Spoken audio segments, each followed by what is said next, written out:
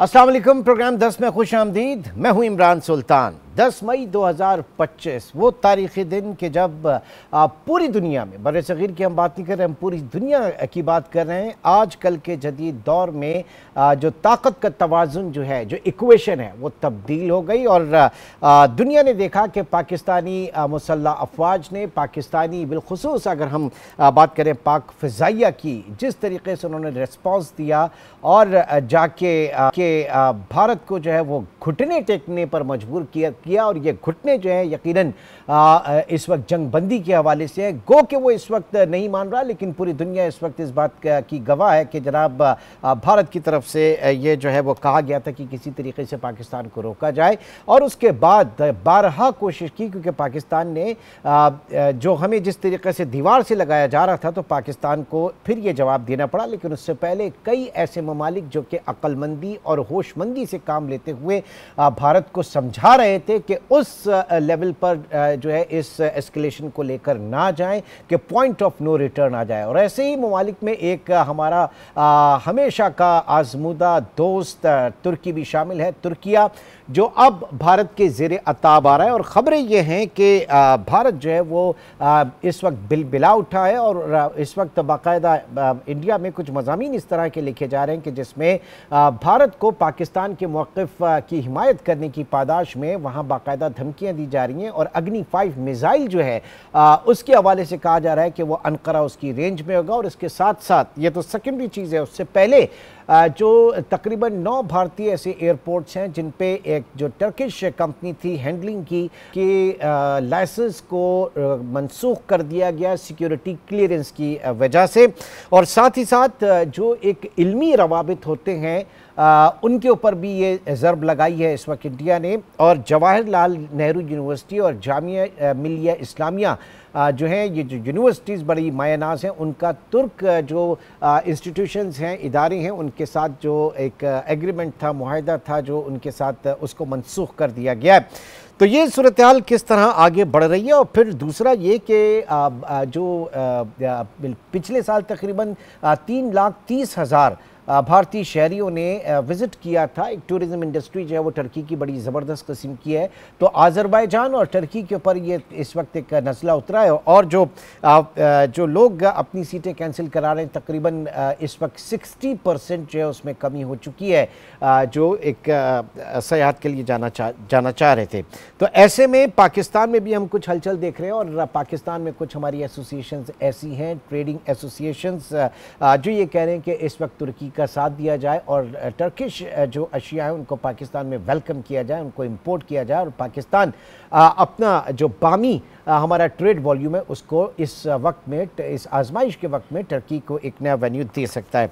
इन तमाम चीज़ों को आज हम डिस्कस करेंगे। फारूक अफजल साहब जो कि सदर हैं पाकिस्तान तुर्क बिजनेस फोरम के कराची स्टूडियो में हमारे साथ मौजूद हैं। बहुत शुक्रिया सर आपके वक्त का।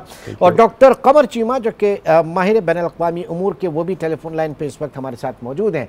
डॉक्टर कमर चीमा, आपका भी बहुत शुक्रिया। मुझे मालूम है कि आपकी कुछ इंगेजमेंट्स भी हैं, तो मैं सबसे पहले तो आपसे ये जानना चाहूँगा कि इस वक्त इंडिया जो कुछ भी करना चाह रहा है, एक तो एक खिसियानी बिल्ली खंबा नोचे वाली मिज़दाक है, किस तरह से आप देख रहे हैं ये जो धमकियां इस वक्त तुर्किया को दी जा रही हैं? बहुत शुक्रिया इमरान साहब। देखिए, पहली बात तो ये है कि ये जो बात आप बता रहे हैं कि इंडिया भी ये कह रहा है कि हम इंटर कॉन्टिनेंटल बैलिस्टिक मिसाइल चलाते हैं टर्की के ऊपर, उनको पता होना चाहिए कि टर्की एक नेटो मेंबर है और नेटो मेंबर के ऊपर अगर वो इस तरह की हरकत करते हैं तो उसके जो फिर नताइज हैं वो इंडिया के भुगतने पड़ेंगे। इस वक्त आपको पता है कि बेसिकली इंडियन मीडिया जो है वो इंतहाई अजीबोगरीब किस्म की बातें कह रहे हैं। थोड़ी देर पहले वो कह रहे थे कि IMF और वर्ल्ड बैंक और IEA और UN जो है ये बेसिकली ये ऐसे अदारे हैं जो टेरर को स्पॉन्सर करते हैं। अभी वो टर्की को ये कहते हैं कि जनाब टर्की जो है वो हमारे लिए एक नेशनल सिक्योरिटी थ्रेट है। मेरा ख्याल है कि ये मुसलमानों से एक नफरत जो है ना, ये नरेंद्र मोदी साहब ने पिछले कुछ अर्से से इंडियन अवाम के अंदर बहुत ज्यादा इंजेक्ट कर दी है। और फिर ये क्या कहते हैं, स्टॉप टारगेट फिक्स करते हैं। ये जो टेक्निक उन्होंने स्टॉप टारगेट इसलिए फिक्स किया है कि हालांकि मैं आपको मजे की बस बात बताऊं, $5.4 बिलियन की इंडियन एक्सपोर्ट है टर्की में। अब मुझे ये बताएं, और तकरीबन $2.68 बिलियन इम्पोर्ट है वहां से। मतलब 10 बिलियन प्लस, और मेरे ख्याल से 10-12 बिलियन के करीब उनका जो बायलैटरल ट्रेड वॉल्यूम है। जी जी, 10-12 अरब डॉलर का बायलैटरल ट्रेड वॉल्यूम है। लेकिन मजे की बात यह है कि ये सोसाइटी लेवल पे चीजें कर रहे हैं, पैनिक फैला रहे हैं। हाँ। लेकिन क्या ऐसी बातें इंडिया चाइना के खिलाफ कर सकता? कल तो चाइना के जहाज इस्तेमाल हुए हैं, लेकिन इंडिया चाइना के बारे में नहीं बोलेगा। पुलिंग करते हैं, ये छोटे ममालिक को टारगेट करने की कोशिश करते हैं, पर्टिकुलरली मुस्लिम ममालिक को टारगेट करने की कोशिश करते हैं। आपको याद होगा कि पाकिस्तान है, बांग्लादेश है, मालदीव है, ये इनकी एक पुरानी रूटीन है ये करना। लेकिन मैं समझता हूँ कि टर्की, आपको पता है, बड़ा समझदार ममालिक है। इस वक्त रशिया और यूक्रेन के बीच में टॉक्स वो करवा रहे हैं, सीरिया को अमेरिका के साथ मेनस्ट्रीम करवाने में उनका किरदार है। कि टर्की की बहुत बड़ी रेलिवेंस है, टर्की की बहुत वैल्यू है। इस तरह बुलिंग करने से कभी भी ऐसे नहीं हो सकता कि वो कभी नुकसान पहुंचा सकें टर्की को। लेकिन मैं एक चीज जरूर समझता हूँ, हाँ। कि अगर वो इस तरह करेंगे तो वो सिर्फ मुस्लिम दुनिया को ये पैगाम दे रहे हैं कि वो कितनी नफरत करते हैं मुसलमानों से। अजरबैजान के साथ भी अच्छी भली इनकी एक्सपोर्ट है, तो 300 मिलियन की थोड़ी है, लेकिन इनकी ज्यादा एक्सपोर्ट है, उस पर भी बुलिंग कर रहे हैं। मेरा नहीं ख्याल कि टर्की को इंडियंस को इस वक्त समझ आ रही है वो क्या बोल रहे हैं। कभी वो यूएन को दहशतगर्द कह देते हैं, कभी वो टर्की को कह देते हैं, कभी वो IMF को कह देते हैं, कभी वो अमेरिका से नाराज है। वो हर एक दुनिया के मुल्क से नाराज है और सिर्फ पाकिस्तान की नफरत है। नहीं तो ये कितना भारी पड़ेगा? मोदी कह रहे हैं खुद रियासत को, इंडियन जो सॉवरेनिटी है उसको कितना बड़ा भारी पड़ेगा सर? ये देखें, ये बहुत ज्यादा इनके लिए भारी चीज है। आपको मैं मजे की बात बताऊं कि देखें, दुनिया इनको देख रही है, ये पैनिक कर गए हैं। पहले ओवर कॉन्फिडेंट थे, अब पैनिक कर गए हैं। अब इतने पैनिक कर गए हैं कि अमेरिका को कहते हैं अमेरिका तो हमारा दोस्त ही नहीं है, यूरोप तो हमारा दोस्त ही नहीं है। तो पैनिक कर गए कि जयशंकर के ऊपर बड़ा रिलाय करते थे, लेकिन अब अपनी पार्लियामेंट को कह रहे हैं कि जाओ दुनिया में बता के आओ कि ये हमारा जो है क्रॉस द बोर्ड हमारी सारी सोसाइटी का मसला है। तो मुझे ये लगता है कि हमारे ये जो एक्शन हैं इसमें बेसिकली इंडिया को मजीद आइसोलेट करना है, और ये पैनिक में बिहेव कर रहे हैं इस वक्त। और मैं ये आप देखिएगा आइंदा आने वाले कुछ दिनों में आपको ये चीजें नजर आएंगी। नहीं तो वो एक सवाल मैं और आपसे एक लेना चाहूंगा यहाँ पर, और वो ये कि इस वक्त $1 मिलियन क्वेश्चन यही किया जा रहा है कि जनाब RSS का जो 100 ईयर्स जो है वो सितंबर जो है वो कंप्लीट हो रहे हैं, और मुझे की पूरी कोशिश थी कि जनाब उसमें वो एक ऊंचा पकड़ करके जाए और जो उनकी आइडियोलॉजी है उसको जाके बताए कि हमने ऐसा किया। फिर एक conspiracy theory, I don't know कहाँ तक ये रेलिवेंट है, ये भी कही जा रही है कि 75 साल की एज लिमिट है, उसके बाद RSS के अंदर कोई पोजीशन जो है वो नहीं ली जा सकती ऑफिस होल्ड, चाहे वो इंडियन प्राइम मिनिस्टरशिप के हवाले से भी हो, जो उनका अपना कायदा है। और 74 ईयर्स के इस वक्त मोदी हो चुके हैं, तो वो ये चाह रहे थे पाकिस्तान के साथ ये सारा एडवेंचर करके और फिर RSS का जो फंक्शन है वहां पर जाके उस आइन में तरमीम की जाए और एक अगली टर्म भी जीती जाए। तो आपका क्या असेसमेंट है, और अगर ऐसा है तो क्या वाकई इस वक्त दोबारा उनकी पूरी कोशिश होगी एक बार फिर इस तरह का कोई मिस एडवेंचर करने की?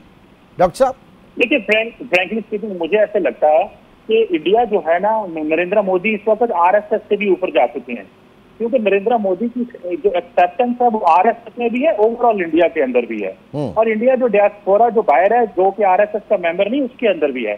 तो नरेंद्र मोदी का तजकाट बहुत बड़ा हो चुका है, और इस वक्त पार्टी को भी और RSS को भी नरेंद्र मोदी की जरूरत है। और जो मोहन भगवत है उनको भी साइडलाइन कर दिया गया पिछले कुछ अर्से में, आप नोट करें, जो RSS चीफ है। तो मेरा ख्याल है कि जो नरेंद्र मोदी के लिए चीज इंपॉर्टेंट है कि वो चाहते हैं कि वो कॉन्टिन्यूसली एक ही काम करें, कि वो एंटी पाकिस्तान रैंट, मुसलमानों के खिलाफ जो एक कैंपेन है वो चलाते रहें, और at the end of the day ये उनको एक नेशनल यूनिटी देती है। तो वो अपनी इस कैंपेन में लगे रहेंगे। RSS जो है वो अमूमन RSS को उन्होंने साइडलाइन किया हुआ है मेन पावर स्ट्रक्चर के अंदर से। दूसरा ये है कि वो ये 3 साल अगले इमरान साहब 4 साल बड़े अहम है, क्योंकि नरेंद्र मोदी को जो डैमेज हुआ है ये वो सोच रहे थे कि 11 साल की जो मेरी मेहनत है, मैंने जो बोलना है अमेरिका ने और वेस्ट में हमारा साथ दे देना है। हाँ। और ये जो इनकी एक स्ट्रेटेजिक इकोनॉमी की पॉलिसी थी वो सारी बैकफायर कर गई। वेस्ट बड़े केयरफुली अपने कार्ड प्ले करता है।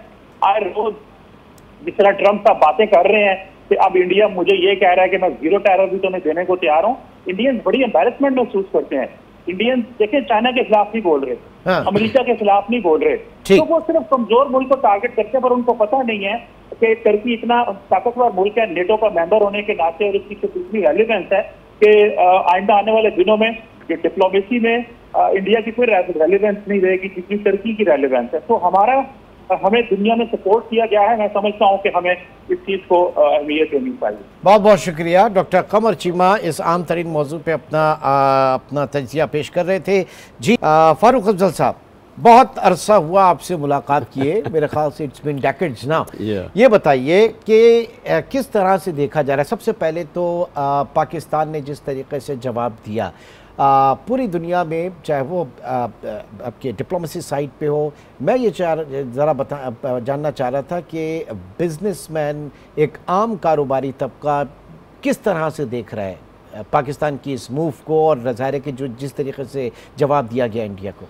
जी बिस्मिल्लाहिर्रहमानिर्रहीम। असल में देखिए इमरान भाई, ये इतना ब्लेसिंग डिस्गाइज हुआ हमारे लिए, जो हमने जिस तरह भारत को जवाब दिया ना, उससे जो पाकिस्तान का एक तासुर दे रहा था इंडिया की, जी पाकिस्तान आइसोलेशन में है, ना सिर्फ ट्रेड के हवाले से, डिप्लोमेटिकली और जियोपॉलिटिकली भी, लेकिन अल्हम्दुलिल्लाह आप देखें कि इस कार्रवाई के बाद हमें जो पॉजिटिव रिस्पांस मिला है, ना सिर्फ अमेरिका से, यूरोप से, मिडल ईस्ट से, हर उस कंट्री से, और पाकिस्तान की जो ताकत है उसको उन्होंने एक्सेप्ट किया है। मतलब हमारी एक ब्रांडिंग हो गई है, इमेज बिल्डिंग हो गई है इंटरनेशनली इस इवेंट से। Yes, and I think that this will help us to get the markets of other countries जो हमारे पर क्लोज थे इंडिया की वजह से।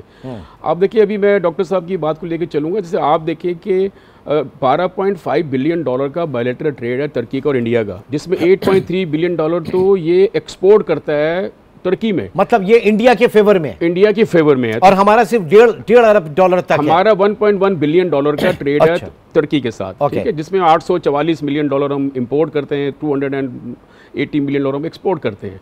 अच्छा, वो मैं बताऊंगा उसमें अब क्या हम कर सकते हैं। देखिए बात यह है कि जिस तरह चाइना के खिलाफ नहीं बोल सकता, चाइना के साथ 118.2 बिलियन डॉलर की इनकी बाहमी तिजारत है, 118 बिलियन की, और 78 बिलियन डॉलर जो है वो यानी ट्रेड फेवर है किसको?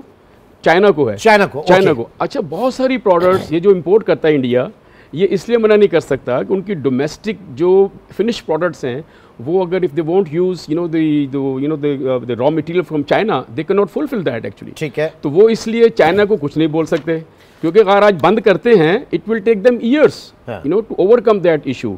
तो इसीलिए देखिए टर्की उनका वल्नरेबिलिटी इसलिए है कि वो उनके लिए समझ रहे हैं कि आसान हदफ है, लेकिन ये उनको आज समझ में नहीं आ रही कि टर्की की पोजीशन क्या है। टर्की आल्सो इन G20 में है, उसकी इकॉनमी बड़ी स्टेबल है, ठीक है, उसकी इकॉनमी देखिए बगैर IMF के है, बगैर इंटरनेशनल लोन्स के है, ठीक है, despite of having 58% inflation and 45% interest rate, their economy still stable, ठीक है ना। 45% इंटरेस्ट रेट? जी, अच्छा जी।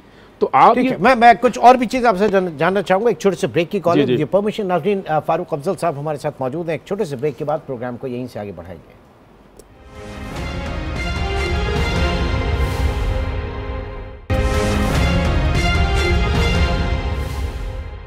Welcome back. फारूक अफजल साहब इस वक्त कराची स्टूडियो में हमारे साथ मौजूद हैं। जी फारूक साहब, ब्रेक पे जाने से पहले हम एक कंपैरिजन कर रहे थे bilateral trade between India and Turkey and Pakistan and Turkey. जी जी।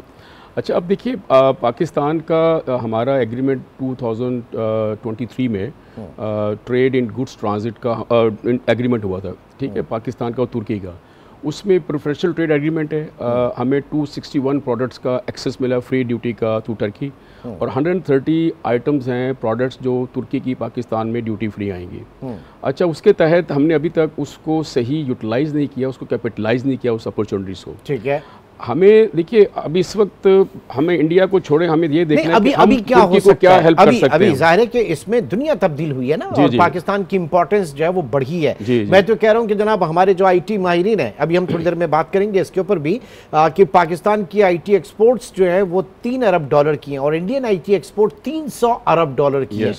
लेकिन जिस तरीके से स्वैप किया वहां पर जाके उनकी साइबर सिक्योरिटी को ये दुनिया ने देखा। तो अब पाकिस्तानी IT स्पेशलिस्ट और आपके दीगर जो हमारे टेक्निकल फोर्स है, दुनिया में उनकी एक्सेप्टेबिलिटी होगी, तो दुनिया दूसरी एक डायमेंशन से देखेगी अब पाकिस्तान को। वही मैंने अर्ज किया। देखिए, जो पहले इंडिया को बहुत एक सेफ हेवन समझते थे ट्रेड के लिए और डिफरेंट चीज़ों के लिए, वो समझते थे कि इंडिया एक बहुत बड़ी पावर है, वो जो ख्वाब, जो एक वो इमेज था, वो टूट गया अभी उसका।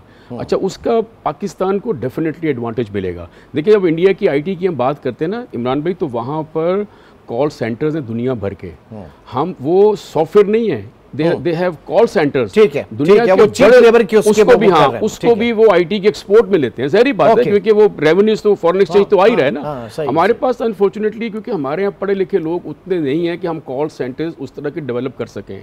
जो लिमिटेड है उसमें कुछ कॉल सेंटर्स खुले हैं, लेकिन जितनी बड़ी मिकदार पढ़े लिखे लोगों की इंडिया में है, हमारे पास वो नहीं है, ठीक है ना। लेकिन हम सॉफ्टवेयर डेवलपमेंट सॉफ्टवेयर सोल्यूशन, जी हम देखिए सॉफ्टवेयर में हमने इंडिया, हमारा सॉफ्टवेयर हाउस में भी मेरा है, हमने इंडिया में अपने सॉफ्टवेयर बेचे हैं। आप सोचिए, अच्छा जी, तो ये कहना है कि वो अकले कुल हैं, ऐसा नहीं है। हर चीज वो नहीं कर सकते, हर चीज मैं नहीं कर सकता, आप नहीं कर सकते, तो देयर आर सर्टेन थिंग्स कि जो हम मिलके एक दूसरे के लिए करते हैं। नहीं मतलब एक जो डायनामिक्स थी दुनिया के लिए, इंडिया जो है ना वो बेसिकली 40 करोड़ की पॉपुलेशन जो है वो एक बड़ी मार्केट उस हवाले से समझी जाती थी, तो अब वो चीज तब्दील होगी। देखिए पाकिस्तान उसके मुकाबले में काफ़ी छोटा मुल्क है, 5 गुना। लेकिन कहाँ हम 26 करोड़, कहाँ 1 अरब 40 करोड़, हाँ। लेकिन आप देखिए कि पाकिस्तान के डायनामिक्स भी इतने खुदा ना खास्ता ख़राब नहीं है। अगर किसी की मार्केट, अगर पाकिस्तान में अपने प्रोडक्ट को मार्केट करना चाहे तो अल्हम्दुलिल्लाह पाकिस्तान भी उनको अच्छा रिस्पांस दे सकता है। अब ये डायनामिक्स जो चेंज हुए हैं, सिंगापुर, बैंकॉक वगैरह को आप देख लें, उनकी एक्सपोर्ट्स वगैरह देख लें, मतलब ये जो है सिर्फ नंबर्स, अगर आप सिर्फ बात कर रहे हैं, अगर उनका जो विजन है 140 बिलियन की पॉपुलेशन को लेकर वो एक डिफरेंट था, अब वो तब्दील हो जाना चाहिए। होगा, देखिए होगा पाकिस्तान को। अब देखिए अमेरिका का कितना सॉफ्ट कॉर्नर आ गया पाकिस्तान की तरफ। अब देखिए प्रेसिडेंट ट्रंप का जो है इस वक्त बहुत सॉफ्ट कॉर्नर आ गया है। जो पाकिस्तान को पहले किसी और नजर से देखते थे, अभी उनका पाकिस्तान को वो बड़ा एतमाद आया है। ये बहुत बड़ी ट्रेड की बात हुई है। पाकिस्तान ने भी देखे जो उन्होंने ड्यूटीज लगाई हैं, पाकिस्तान ने जीरो टैरिफ का उनको ऑफर किया, भाई हम आपके साथ जीरो टैरिफ में खेल लेते हैं, उसमें पाकिस्तान का ज्यादा फायदा है। हमारे यहाँ तो ठीक है जो इम्पोर्ट का है, लेकिन पाकिस्तान को एक मार्केट का एक्सेस मिलेगा, अमेरिकन मार्केट का। हमारी देखिए टेक्सटाइल की ज्यादा एक्सपोर्ट्स हैं, तकरीबन 6 बिलियन की। ओवर द पीरियड, हम ओवर द डेकेड्स हम डिपेंडेंट रहे अपने टेक्सटाइल के ऊपर, जो हमारी रिवायती हैं। ये तो अल्लाह अल्लाह करके एक आईटी का आया तो हमने जरा उसको भी देखना शुरू किया है, अदरवाइज यहाँ से अब रास्ते खुद ब खुद बनेंगे अपने। देखिए हमें जीएसपी मिला, अनफॉर्चुनेटली हमने जीएसपी का फायदा नहीं उठाया क्योंकि हमारी कैपेसिटीज नहीं बढ़ी। आप देखें 2015 में जीएसपी मिला, हमारी इतने 10 सालों में यूरोप में सिर्फ $4 बिलियन की एक्सपोर्ट बढ़ी बस, जो कि डबल से ज्यादा होनी चाहिए थी। रीजन ये है कि हमारी कैपेसिटीज नहीं थी, हमारे पास स्किल लेबर नहीं थी, हम उसका यूटिलाइजेशन सही नहीं कर पाए, उस जीएसपी का फायदा नहीं उठा पाए। अब 10 सालों में $4 बिलियन इज नथिंग इमरान भाई। अगर आप देखें हमें तो डबल से ज्यादा करना चाहिए था। अगर हमारी $9.5 बिलियन की एक्सपोर्ट है टेक्सटाइल्स की पूरे यूरोप में, तो वो हमारी आज $25-30 बिलियन की एक्सपोर्ट होनी चाहिए थी, लेकिन हमने अपनी कैपेसिटीज को नहीं बढ़ाया उसमें। नहीं, एक तो कैपेसिटी और फिर दूसरा जाहिर है कि आपके यहाँ कॉस्ट ऑफ प्रोडक्शन, आपकी चीजें कॉम्पिटिटिव ही नहीं रही थी, तो फिर आप क्या बेचेंगे? रीजन क्या है? देखिए बात सुने, हमारे यहाँ जब ट्रेड पॉलिसीज बनती हैं, एक्सपोर्ट पॉलिसीज बनती हैं, बदकिस्मती से हम ये नहीं देखते कि हमारे कंपटीटर के यहाँ वो चीजें क्या हैं। हम उसके कंपैरिजन करके अपनी पॉलिसीज नहीं बनाते कि हम किस तरह कॉम्पिटिटिव हो सकते हैं, अपनी इंडस्ट्री को किस तरह कॉम्पिटिटिव बनाएं as compare to our the competitors. अब उस बांग्लादेश है, कंबोडिया है, वियतनाम है, इंडिया है, हम अपनी पॉलिसी बनाते हैं ड्राइंग रूम में बैठ के। हमें नहीं पता होता है कि यार दूसरे मुल्क में जैसे बिजली है, अब मिनिमम जो देखें दुनिया में 6.5 सेंट, 4 सेंट, 9 सेंट भी है। हम 9 सेंट के लिए आवाज़ उठा रहे हैं पाकिस्तानी, हमारे यहाँ 16 सेंट है बिजली पर किलोवाट। अब अगर 9 सेंट से हमें नीचे आना चाहिए, हम कोई सब्सिडी नहीं मांग रहे, लेकिन चीज़ें इंडस्ट्री को और स्पेशली टैरिफ वॉर जो चाइना और अमेरिका के दरमियान है, उसमें ज़ाहिर है कि दूसरे सारे मुल्क भी उससे मुतासिर हो रहे हैं। तो ऐसे में लोगों ने रीशेप किया, रीअलाइन किया अपने आप को। ऐसा ही देखिए हमें इस वक्त अलाइंसेस जो है ना, देखिए पाकिस्तान के लिए बहुत ज़्यादा अपॉर्चुनिटीज़ बताऊँ आपको मैं। अगर थोड़ी सी पॉलिसीज़ को हम और इंडस्ट्रियलाइजेशन की तरफ जाएं, इंडस्ट्री जो अभी है मौजूदा उसको सपोर्ट करें। We don't need any incentives, हमें कोई वो रिबेट नहीं चाहिए, नो, लेकिन हमें इंटरनेशनल मार्केट के बराबर कर दें, gas, utilities, everything. We don't need extra, हम नहीं चाह रहे कि हमें रिबेट मिले, ये मिले। ट्रेडिंग स्टेट से निकालकर ओरिजिनली जो इंडस्ट्रियल स्टेट जो एक ख्वाब था, एक जमाने में हो रहा था, जिस तरीके से इंडस्ट्रियलाइजेशन का बूम था, दोबारा उसी तरफ आना है, हमें आना चाहिए। देखिए जब तक हम ऐसी पॉलिसीज नहीं बनाएंगे जो कि फ्रेंडली इंडस्ट्री के लिए हों और नया इन्वेस्टमेंट आए। मैं अगर नया इन्वेस्टमेंट नहीं कर रहा हूँ, मैं घबराता हूँ कि मेरे पास 27 डिपार्टमेंट बाहर खड़े होते हैं रिश्वत लेने के लिए, ठीक है, वो अलग तंग करते हैं आके आपको, राइट। उसके अलावा हमारा इंटरेस्ट चलो अभी तो 11% हो गया है, लेकिन एट द सेम यूटिलिटीज़ हैं, दूसरे चार्जेस हैं, वो इतने हाई हैं कि मैं अगर एक्सपोर्ट का सोचता हूँ तो मेरे कम्पिटिटिव नहीं हो पाता हूँ। तो फिर क्या होता है कि लोग जब अपनी कॉस्ट को देखते हैं, यार cost of doing business is too high, cost of production is high, तो वो फिर एक्सपोर्ट में नहीं जाते, वो छोटा मोटा काम करके इंपोर्ट करके उसमें काम करते हैं। सेकेंडली देखिए, हमें इस वक्त जो ज़रूरत है, आप टर्की से रिलेट करें। हाँ, टर्की से रिलेट अब मैं बताता हूँ क्या उसके। देखिए हम टर्की को किस तरह सपोर्ट कर सकते हैं। देखिए हमारी टूरिज्म, देखिए टर्की लास्ट ईयर 5 करोड़ अफराद वहाँ टूरिस्ट गए जी। अगर 3,30,000 इंडियन नहीं जाएंगे ना, that is less than 1%। जी जी, 1% भी नहीं है, वो भी नहीं है। वो मैं आ रहा था उसी की तरफ, ये जितने भी इंडियंस हैं वो उनकी टूरिज्म इंडस्ट्री का 1% भी कुछ भी नहीं है। तो वो क्या समझते हैं कि इससे 3 लाख बंदा अगर नहीं जाएगा तो टर्की में असर पड़ेगा? नहीं पड़ेगा सर, कुछ नहीं पड़ेगा। तो चीज़ ये है कि हम क्या करें, हम एज हमारी जो टूरिज्म है हम टर्की में बढ़ाएं अपनी। अगर हम कहीं और जा रहे हैं, बाकू में, टर्की में, हम उनको सपोर्ट करें। हमारे लोगों की पॉलिसी होनी चाहिए कि as a Muslim brother country we should support them. देखिए हमारा जो ट्रेड एग्रीमेंट के अलावा ऐसी बहुत सारी प्रोडक्ट्स हैं। कॉस्मेटिक्स में they are the second in the world after Korea. हम कॉस्मेटिक्स पाकिस्तान में इंपोर्ट तो करते हैं ना, व्हाई नॉट फ्रॉम टर्की? अब इस तरह सपोर्ट से अब कंस्ट्रक्शन मटेरियल है, they are good at that, तो हम क्यों ना वहां से करें?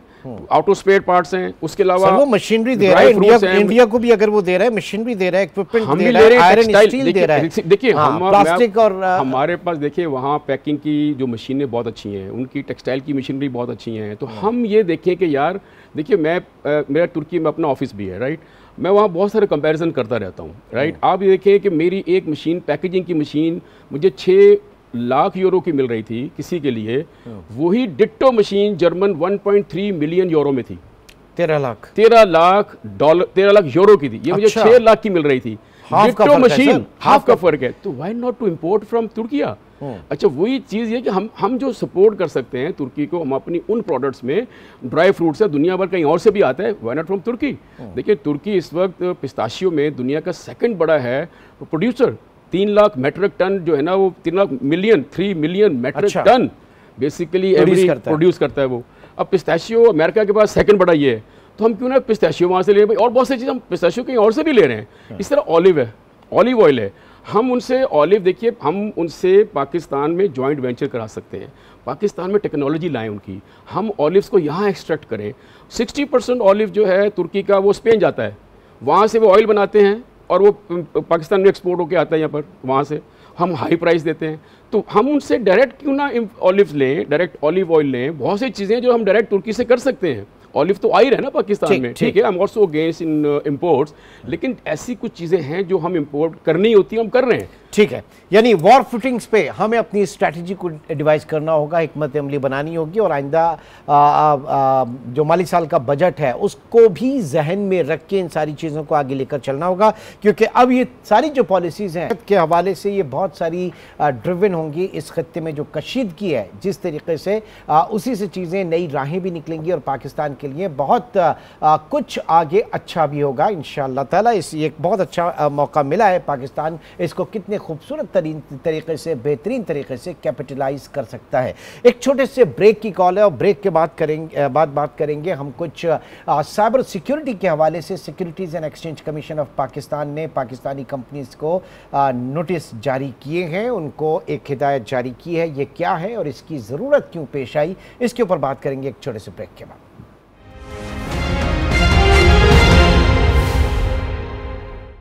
प्रोग्राम में एक बार फिर खुशामदीद, और इस वक्त मुनाफ मजीद साहब ने भी हमें ज्वाइन किया, जो कि साइबर सिक्योरिटी एक्सपर्ट हैं, इसके अलावा बोर्ड मेंबर हैं पाशा के, पाकिस्तान सॉफ्टवेयर हाउस एसोसिएशन के। बहुत शुक्रिया सर आपके वक्त का। सबसे पहले तो हम यहाँ पर बात कर रहे थे किस तरह ये मुमकिन हुआ कि एक ऐसा मुल्क जो कि जिसकी IT एक्सपोर्ट सिर्फ 3 अरब डॉलर की है, वो वाइप ऑफ कर देता है एक ऐसे मुल्क को जो कि 300 अरब डॉलर की IT एक्सपोर्ट्स लेकर बैठा हुआ है साइबर सिक्योरिटी में। देखिए, सबसे पहले तो हमें अब ये यकीन करना पड़ेगा कि वो वाकई में 300 अरब लेके बैठा हुआ है, जो आपने जो भी कमेंट किया। सबसे पहले तो हमें ये चीज़ पे बिलीव करना पड़ेगा, ठीक है, क्योंकि जिस तरह इन लोगों ने पोर्ट्रे किया था और जिस तरह इनके मीडिया ने पोर्ट्रे किया है, अब तो एक क्वेश्चन मार्क है। दूसरी बात, जब आप क्वालिटी वर्सेस क्वांटिटी पे आते हैं, तो पाकिस्तान के जो साइबर सिक्योरिटी एक्सपर्ट है, पाकिस्तान की जो IT इंडस्ट्री, जो प्रोग्रामर्स है, वो हमेशा प्रेफर्ड किए जाते हैं over the Indians, even in the international market. अच्छा, आप कंपेयर कर लें कि मेरे चंद दोस्त भी हैं बाहर के मुल्कों में, वो यही कहते हैं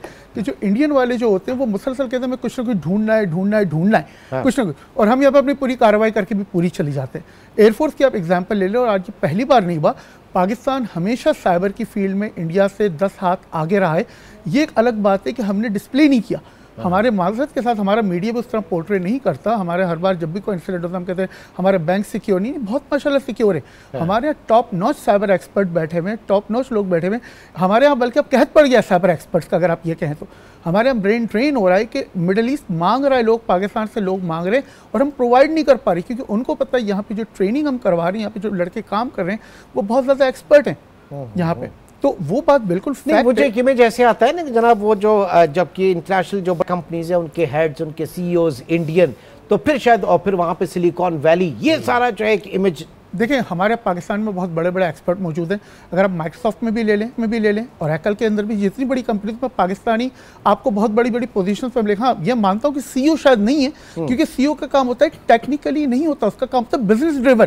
तो they are probably very good in business driven. Business driven होता है जो आप दिखाते हैं तो वो दिखा रहे हैं, वो झूठ भी दिखा रहे हैं। लेकिन जब आप टेक्निकल एक्सपर्टीज पे आते हैं तो आप ये बताएं कि कौन सा इंडियन और पाकिस्तानी में हमारे माइक्रोसॉफ्ट के अंदर, ओरेकल में अंदर बड़े बड़े लोग हमारी टेक्निकल पोस्ट में मौजूद हैं। AMD के अंदर आपके पास बहुत बड़े लोग मौजूद हैं, आपके पास डेल में बहुत अच्छी पोजीशन पर हमारे पाकिस्तानी बैठे। हमारे पाकिस्तानी वहाँ बैठे हुए हैं जहाँ पे इनकी जो आइडियाज़ हैं जो जनरेट होते हैं, हम लोग वहाँ पे बैठे हुए हैं। ओके, अब ये SCCP ने एक साइबर सिक्योरिटी एडवाइजरी जारी की है पाकिस्तानी कंपनियों के लिए, जिसमें उन्होंने कहा कि सख्त साइबर सिक्योरिटी इक़दाम और साथ साथ जो ऑफलाइन डाटा इसका बैकअप है इसको बरकरार रखने की हिदायत जारी की है। फिर एंटीवायरस और फायरवॉल प्रोटेक्शंस जो हैं इनको अपडेट रखने की हिदायत की, और साथ ही साथ जो आपका नेशनल कंप्यूटर रिस्पॉन्स टीम से रब्ते में ये आपका जो कह रहता है नेशनल सर्ट या PK CERT, national PK CERT जो कहलाता है, उससे राब्ते में रहने की। तो ये कोई घबराने की जरूरत है इसमें क्या? नहीं, क्या है? देखें ये खतरा हमेशा से रहा है और रहेगा। अच्छा, ये आपकी रेडीनेस की बात होती है कि आप कितने अपने आप को रेडी रख रहे हैं इस फील्ड के अंदर। सबसे बड़ी बात ये होती है कि अल्लाह का शुक्र है कि SCCP ने एडवाइजरी निकाली अब, यानी पहले तो मैं एडवाइजरी के लिए वेट कर रहे होते हैं। तो PK सर्ट की काविश, एक हमारा नेशनल सर्ट बना हुआ है, उसके अंदर हमारे पास इस वक्त तकरीबन आई थिंक 6 सर्ट मौजूद है। इसमें से SCCP जो है वो कॉर्पोरेट को डील करता है यहाँ पे, जिसमें इंश्योरेंस कंपनी आ गई, आपकी आ गई, नॉन बैंकिंग इंस्टीट्यूट जी, उन्होंने अब एक एडवाइजरी निकाली है जो एक जेनेरिक एडवाइजरी। हाँ, एक चीज़ मैं ज़रूर रिकमेंड करूँगा कि ऑफलाइन बैकअप आपकी होनी चाहिए, क्योंकि जो पॉइंट इन्होंने नहीं लिखा वो था रैंसमवेयर। अब हैकिंग करने का मतलब ये नहीं है कि आप सिर्फ डाटा स्टील कर लेते हैं, अब डाटा को करप्ट करके ऐसे उसमें कर दिया जाता है जो हॉस्टेज यानी अगवा कर लेते हैं। अब वो कहते हैं हमें इतना पैसा दोगे तो हम आपका डाटा रिलीज करेंगे, इसका रैंसमवेयर। उसके लिए आपके पास एक ऑफलाइन बैकअप होना चाहिए, जो आजकल कुछ पाकिस्तानी कंपनीज का हो रहा है। और ये लाजमी नहीं कि इंडियन कर रहा हूँ, ये कहीं से भी आ सकता है, कहीं से भी आ सकता है। हो सकता है इंडियन उसका क्लेम ले ले, लेकिन अभी भी देखें जंग में क्या हुआ, बहुत छोटी छोटी हरकतें, ये बच्चों वाली नन्ही मुन्नी कहानियां करके वो अपने बड़े बड़े झंडे गाड़ रहे हैं। यानी हमने वहाँ पे उनके इतनी मेजर, हमने उनके एटॉमिक के हमने क्या क्या किया था, चलिए ये बताइए पाकिस्तान ने क्या किया है। वो दनादन हम यहाँ से खबरें दे रहे थे कि जनाब वो बीजेपी की वेबसाइट है, प्राइम मिनिस्टर की वेबसाइट है, और उनके फला डिफेंस सिस्टम सबसे बड़ा क्या हुआ था, सबसे बड़ा जो कारनामा जो दिया है, जिसको मैं मेजर कारनामा दूं, जो एयरफोर्स ने भी दिया, और उसमें प्रॉबेबली सिविल के भी कुछ लोग जरूर उनकी सपोर्ट उनकी मौजूद होगी। सर आपने पूरा इंडिया के डिफेंस सिस्टम को जाम कर दिया, सबसे बड़ी आप। दूसरी बात, आपने पूरा एक ऐसा मैकेनिज्म बना लिया है जिसमें दुनिया में वो आज तक कोई काम नहीं किया कि आपके अलग अलग मुल्कों की अलग अलग डिफेंस सिस्टम, अलग अलग रडार स्टेशन को एक साथ मिला के आपने एक सेंट्रलाइज सिस्टम बना दिया, इंफॉर्मेशन का आपने फ्लो क्लियर कर दिया। और वही इंफॉर्मेशन जब आपके पास आ रही है तो आपने उसी सिस्टम की मदद से उनके सिस्टम को भी जाम करना शुरू कर दिया। तो ये तो हमारी सबसे बड़ी अचीवमेंट है जो वहाँ पे भी। सिविल में अगर आप आते हैं कि सिविल में क्या क्या हमारे जो वैसे जो हम जैसे लोग जो बैठे हुए उन्होंने क्या किया, एक चीज़ मैं यहाँ पे क्लियर कर दूँ, इंडिया हमें कमज़ोर नहीं समझे। हम लोगों ने वहाँ तक जो मेरी कुछ ऑफलाइन कुछ लोगों से भी बात हुई है, कुछ हमारे भी इन टच रहते हैं, I am in touch with multiple cyber groups, वो कहते हैं कि जिस दिन अगर खुदा न खास्ता अगर हमें ज़रूरत पड़ गई ना, हम इंडिया की रूट को उड़ा देंगे। इंडिया की रूट का मतलब जो उनका जो .in का जो मेन कंट्रोलर है, मतलब उसको उड़ा देंगे, फिर उसके बाद कोई भी इंडिया के सर्वर को एक्सेस नहीं कर पाएगा दुनिया में। ये एटम बम से ज़्यादा खतरनाक, ये डाटा की इंडस्ट्री में ये वहाँ तक खतरनाक है। हाँ। तो हमारे माशाल्लाह हम लोगों ने बहुत, हमारी जड़ डीप है, ये नहीं डिस्क्लोज किया जा सकता कि किस हद तक है, लेकिन वो जिस तरह का शोर मचा रहे हैं हम उससे कहीं ज़्यादा इन। और जब हमारी फोर्सेस कहते हैं कि हमारे पास सरप्राइजेस और भी हैं, तो आप देखेंगे अल्लाह ना करे कि ये चीज़ एस्केलेट करे, बड़ी चीज़ बढ़ेगी आगे।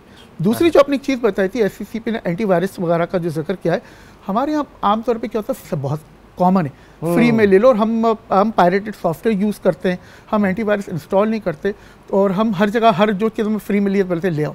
तो मेरी आप लोगों से, आपके तवज्जुह से ये हमारे जितने भी नाजरीन जो देख रहे हैं उधर, कि भाई अपने पास कम से कम एंटीवायरस इंस्टॉल करें। और एक चीज़ कहलाती है एंटी स्पाईवेयर। अब एंटीवायरस का दौर गुजर गया, उसके साथ साथ एंटी स्पाईवेयर भी, तो जो आपकी मालूमात स्टील करता है। आपका फेसबुक का अकाउंट कैसे हैक होता है, वो आपके पास जाके जो भी आप टाइप करें वो स्टील करके वहाँ पे चला जाएगा। उसके लिए जैसे मिसाल के तौर पर एंटीवायरस सॉफ्टवेयर हो गए, बिट डिफेंडर हो गया, there are lot of other things like that, उनको आप यूज़ करें, वो काफ़ी अच्छे, जिनके अंदर एंटीवायरस भी है और एंटी स्पाईवेयर भी, ये दोनों चीजों को कवर कर रहे हैं। एक बीच में ये भी बात चल रही थी कि इंडिया ने कुछ ऐसी इस तरह का वायरस है, और वो ज़ाहिर है कि टेक्नोलॉजी ड्रिवन है उनकी इजराइल से, तो उससे बचने के लिए आप हर 2-3 घंटे बाद अपना मोबाइल जो है वो रीस्टार्ट कर दें। जीपीएस के ऊपर ये बात हुई थी, ये बात हुई थी जीपीएस टेक्नोलॉजी के ऊपर, कि उन्होंने एक सर्टेन डाटा जीपीएस आपके फ़ोनों से लेते हैं, और उससे ये होता है कि अगर उनको मिलिट्री से इन्फॉर्मेशन नहीं मिली तो वो लोगों के फ़ोनों से इन्फॉर्मेशन ले सकते हैं। तो फ़ोन में आपका ट्रैक हो रहा होता है कि किस रास्ते से आप जा रहे हैं, कहाँ रुक रहे हैं, कहाँ नहीं रुक रहे। मैं आपको एक छोटी सी एग्जांपल ये भी देता हूँ कि स्कूल है, आजकल बड़े हमारे सर्वे होते हैं, हमारे यहाँ गवर्नमेंट लेवल पे, वर्ल्ड बैंक वगैरह भी सर्वे, उन सर्वे के अंदर बाकायदा जीपीएस कोऑर्डिनेट्स लिए जाते हैं। तो ये जीपीएस कोऑर्डिनेट इतने अहम होते हैं कि एग्जैक्टली पिन पॉइंट कर रहे होते हैं कि यहाँ से बंदा गुजरा और यहाँ से बंदा नहीं गुजरा। तो उनको ऑलरेडी पता है कि एक बंदा यहाँ से नहीं गुजरा, उसकी रीज़न क्या है, या अगर उनके एरिया ऑफ इंटरेस्ट के सर्टन मोबाइल सेट्स, उनको पता है कि let's say x number of लोगों के पास ये वाला सेट है जो स्पेसिफिकली यूज फॉर आर्मी, उसको ट्रैक कर सकते हैं कि इतने मोबाइल फोन एक वक्त में इतनी जगह जमा है, that means that is some kind of interest. तो वो लोकेट हो सकती है चीज़ें, बट दैट डजंट मीन कि आप तीन करें। जो फोर्सेस के लोग हैं उनको already there is the instruction how to protect themself. ठीक है, चलिए, बहुत बहुत शुक्रिया, thank you very much. Munaf Majid साहब भी हमारे साथ मौजूद थे, फारूक अफजल साहब भी हमारे साथ मौजूद थे, और जाते जाते $1 मिलियन क्वेश्चन जो बात की जा रही है कि $300 अरब की IT एक्सपोर्ट्स, उसके ऊपर सवालिया निशान उठ जाता है उनकी परफॉर्मेंस है यहाँ पे इंडिया की। Thank you once again. नाज़रीन, आज के प्रोग्राम से इतना ही, इंशाल्लाह आपसे कल मुलाकात होगी। अपना बहुत ख्याल रखिएगा, अल्लाह हाफ़िज़।